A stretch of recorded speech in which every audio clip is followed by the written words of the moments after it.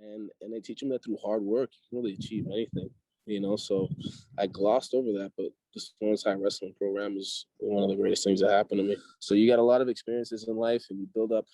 I like to build up like this little cookie jar, of experiences that you can go back to and reference when you're met with some sort of adversity or something tough in front of you. You go back to your cookie jar of life experiences, and being here, I was able to develop a real big cookie jar. And again, that's helped me with all the challenges I had through college. And college was, in itself, a daily grind. I was always, it wasn't easy. I mean, there's a lot of distractions, a lot of, everything's really on yourself to be successful, right? So I had the same sort of like things that I did to make me successful in high school. I applied it in college. So forming relationships with teachers, advisors, professors, professor assistants, working with people that I was in class with, study groups, all those things to make yourself successful. It's like leveraging those resources. And I was fortunate enough where I have no issues of talking to people or making friends. So I attribute a lot of that to my success as well. So one question that I just have really quickly is like, do you have anyone there, like also like you mentioned, like, relationship with like teachers and stuff like that, but were there like signature people in your life, like, it could be family members and stuff like that kind of helped you like kind of look for those things as well? I can't really say that there was. I mean, I think you saw the opportunities, but not a lot of people were taking advantage of them. But I had teachers that presented them to me, like Dr. Shire, my math teacher, said, "Hey, you should do this, and I really looked into it and I applied and I did it. My guidance counselors, this is a great program, you should do it, so they're the ones that presented it to me, and they sort of and I was just smart enough to just say, okay, just do what they told me to do, right? It's just like, and if anybody's here, they're looking out for what's in your best interest.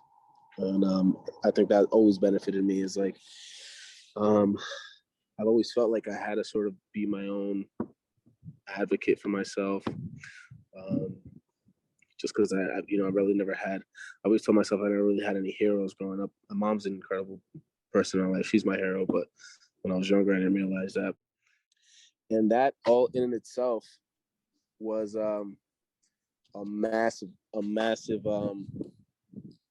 challenge, right? For at first was like, all right, first kid out of my family to go away for college. And now I'm the first one to have like a legitimate, like a real job, right? You're an electrical engineer for a Fortune 500 company. And it was another massive culture shock.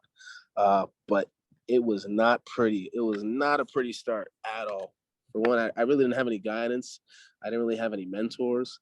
I didn't even know what I was doing, half the time. I showed up and I expected things to just work out. Up until that point, my whole life, I wanted to be an engineer. And then I got there and I was just like, all right, this is it. I'm an engineer. I guess I can coast for the rest of my life and collect a 401k, in 40 years. But that certainly wasn't the case. And then very challenging, very challenging. And I think I dealt with a lot of things that I wasn't prepared for. I guess I suffered, have you guys heard of imposter syndrome? Yes. Yeah. So I had suffered a great deal of imposter syndrome. But then again, I went into my cookie jar. I dug deep. I was just like, there's no way that I'm not going to give this my 100% effort. There's no way that I'm not being what I've been through already. There's no chance that I can't accomplish this too. Again, I take a lot of pride, very competitive. And when I'm challenged like that, saying that I'm not good enough, I want to prove everybody wrong, So I was on this performance improvement program for 3 months, but at the end of it, I made it out. I ended up doing really well. They moved me to Texas. I did a year in Texas. And it was sort of a lot more positive then. I had different managers, a different experience. But up to that point, I had proved myself that I could be a successful engineer. The question was, did I want to? And I guess up to that point, I was like, I couldn't imagine me doing this for the rest of my life. And then they were going to move me back to Arizona. I had enough bad experiences in Arizona. And I was like, is this really the life that I want to lead? Am I really going to force myself to do something just for a paycheck? I going to force myself to be unhappy, just because of a label of an engineer? And then I refused to do that. I was just like, you know what? I had an opportunity to come back actually to Lawrence. My mom runs a financial service practice and insurance practice, and there was a chance for me to get into sales and just a different career path. So I came up here one weekend and I met her manager, and he explained it to me, and I saw an incredible opportunity for me to do something that I was naturally good at. I'm more of a people person. I more of a public. I work well with others. I like helping others out. I'm not necessarily one to be sitting inside of a laboratory. Again, if you don't love what you're doing, at least you gotta like it. So I attribute a lot of my success again to being from Lawrence. Those relationships I formed in Lawrence. Again, I'm building this company with my best friends that I went to Lawrence High School with. I couldn't be more grateful.